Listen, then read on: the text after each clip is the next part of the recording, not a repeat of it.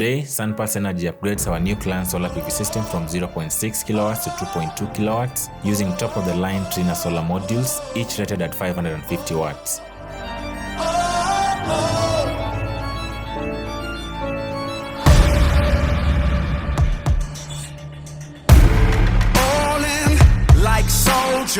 We don't play, yeah, we're ready for war.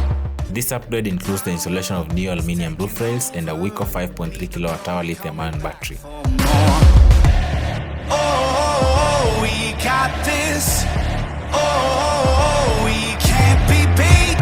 Oh, we got this. Watch and see.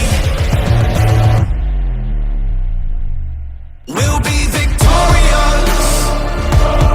While our client's current energy requirements are modest, this system is flexible enough to expand to meet higher energy demands in the future.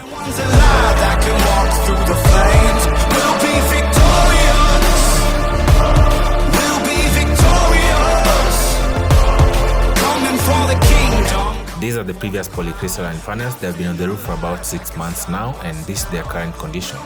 Cracked and weak. This is often what happens when you use lower quality equipment from unrecognized brands or dealers.